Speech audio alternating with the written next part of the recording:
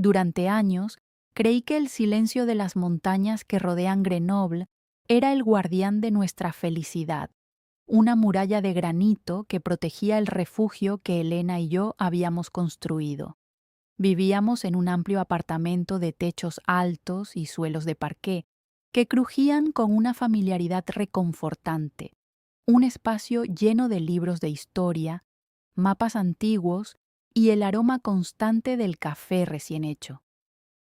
Elena, descendiente de una estirpe de industriales textiles, poseía una elegancia innata que parecía fundirse con la luz mortecina de los atardeceres alpinos. Nuestro matrimonio no era solo una unión legal, era, a mis ojos, una obra de arte de estabilidad y respeto mutuo. Yo me perdía en mis investigaciones académicas sobre la economía del Renacimiento, mientras ella gestionaba con mano firme el legado de su familia. En aquel entonces, la idea de la traición era algo que solo encontraba en los polvorientos legajos de las conspiraciones cortesanas que estudiaba, nunca en el calor de mi propia cama o en la mirada clara de la mujer que amaba. Sin embargo, la perfección es a menudo una máscara que el tiempo termina por desgastar. El cambio no ocurrió de la noche a la mañana, sino que se filtró como la humedad en los cimientos de una casa antigua. La primera señal tuvo un nombre propio, Ricardo Valmont. Él no era un extraño absoluto, sino un magnate de la logística que comenzó a frecuentar nuestro círculo bajo el pretexto de modernizar las exportaciones de la fábrica de seda de los Morel. Ricardo poseía una sofisticación agresiva, una forma de ocupar el espacio que me resultaba inquietante. Al principio, su presencia en nuestras cenas era meramente profesional, pero pronto noté cómo el lenguaje corporal de Elena se transformaba. Ella, que siempre había sido reservada, comenzó a mostrar una vivacidad febril cuando él estaba presente.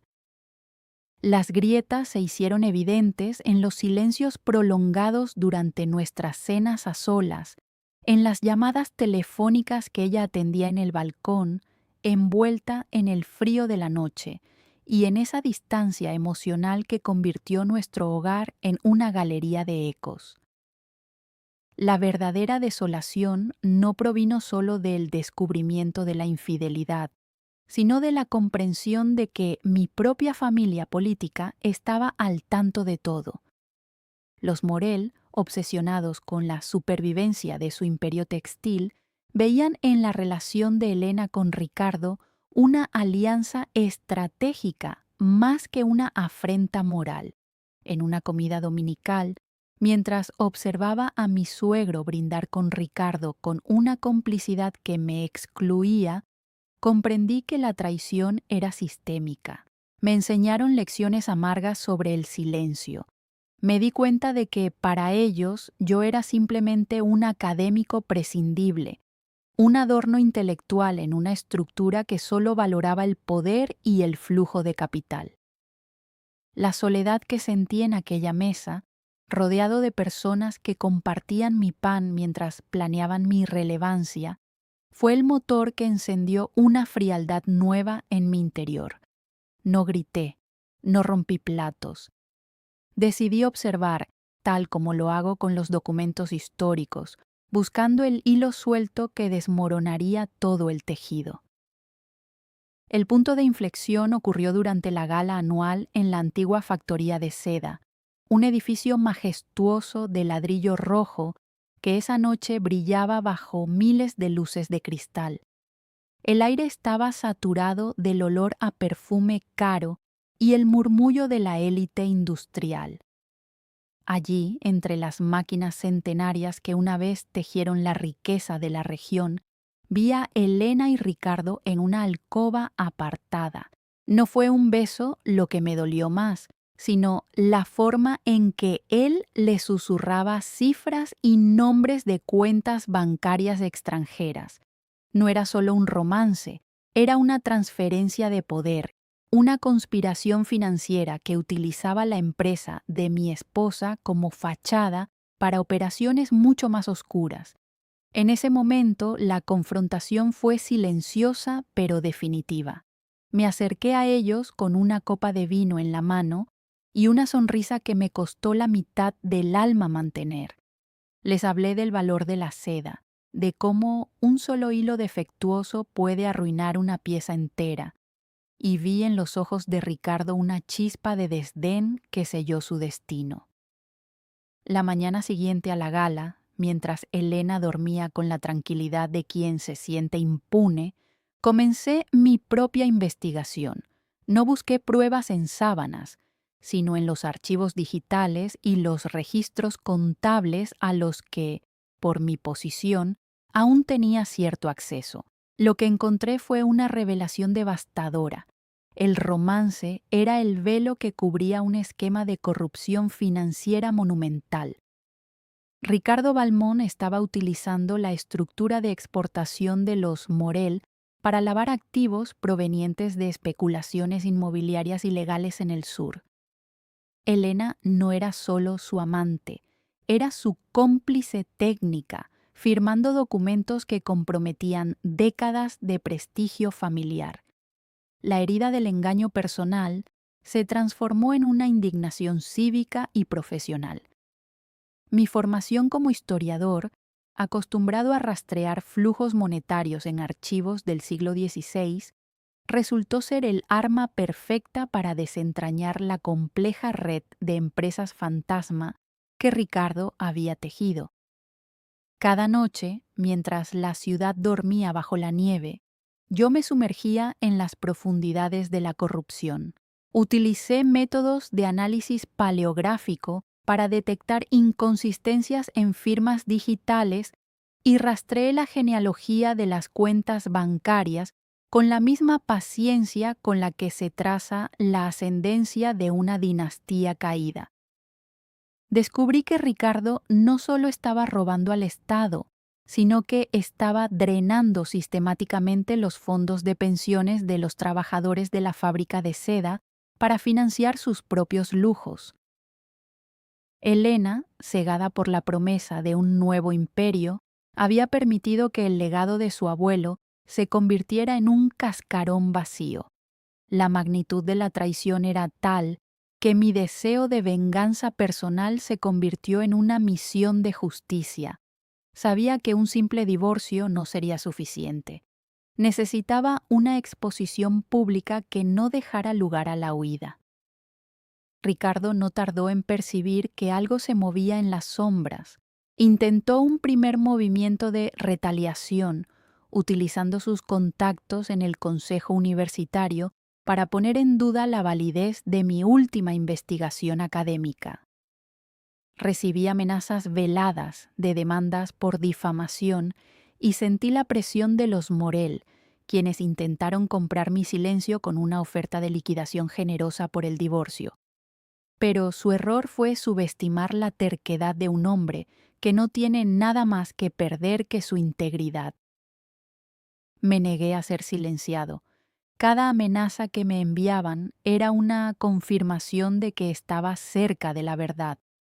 Me mudé a un pequeño estudio cerca de la biblioteca, rodeado solo de mis notas y la determinación de ver caer a los gigantes que habían intentado pisotear mi dignidad. El escenario final fue el Gran Simposio de Historia Económica y Ética Empresarial, un evento de prestigio internacional que se celebraba en el Palacio de Congresos de la ciudad.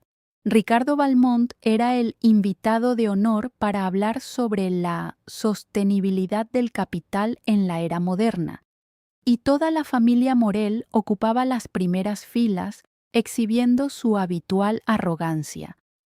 Cuando llegó mi turno de hablar, no presenté mi ponencia sobre el comercio de especias como todos esperaban.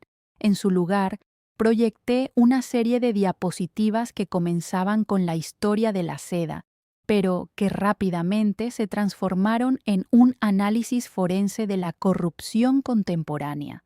Con una voz gélida y precisa, conecté cada punto, cada transferencia, cada firma. Mostré los documentos que vinculaban a Valmont con el fraude y a la empresa Morel con la complicidad necesaria. El silencio en el auditorio era absoluto, un vacío pesado que solo era roto por el clic de la diapositiva siguiente. Vi cómo el rostro de Ricardo pasaba del desprecio al terror y cómo Elena se hundía en su asiento, comprendiendo que el mundo que creía controlar se estaba evaporando frente a sus ojos. No fue una explosión, sino un colapso estructural. En las horas siguientes, las autoridades, que ya habían sido alertadas por el dossier anónimo que yo había enviado días atrás, procedieron a las detenciones. El imperio de los Morel, que había sobrevivido a guerras y crisis económicas, no pudo sobrevivir a la verdad revelada por un hombre al que consideraban insignificante. La traición definitiva de Elena no fue su romance con Ricardo, sino su disposición a destruir el trabajo de generaciones por un espejismo de poder y verla salir escoltada del edificio bajo el destello de los flashes fue el cierre de un capítulo que me había consumido por completo. En los meses que siguieron, el escándalo sacudió los cimientos de Grenoble. La fábrica cerró, las propiedades fueron incautadas y los nombres que antes inspiraban respeto ahora eran sinónimo de infamia. Yo me encontré solo en medio de las ruinas, pero con una extraña sensación de ligereza. La venganza, por muy justificada que sea, es un fardo pesado que agota el espíritu. Me di cuenta de que, al destruir a Ricardo y exponer a Elena, también había tenido que habitar un lugar oscuro dentro de mí mismo, un lugar de frialdad y cálculo que no era mi estado natural.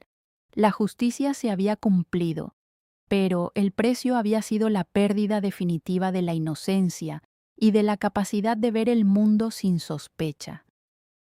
Finalmente, decidí dejar Grenoble. Las montañas que antes me parecían protectoras, ahora me resultaban claustrofóbicas, llenas de fantasmas de una vida que ya no existía. Vendí lo poco que me quedaba y me trasladé a una pequeña ciudad costera donde el sonido del mar reemplazó el crujir del parqué de mi antiguo hogar. Allí volví a mis libros, pero con una perspectiva diferente.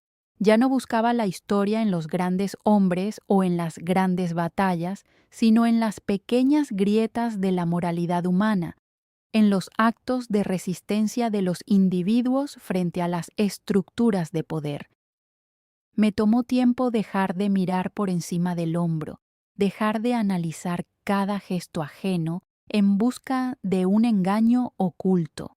Pero, poco a poco, el peso de la venganza comenzó a disiparse, permitiéndome respirar de nuevo, entendiendo que la mejor forma de seguir adelante no es olvidar lo que se perdió, sino aceptar que la verdad, por dolorosa que sea, es el único suelo firme sobre el cual se puede reconstruir una vida.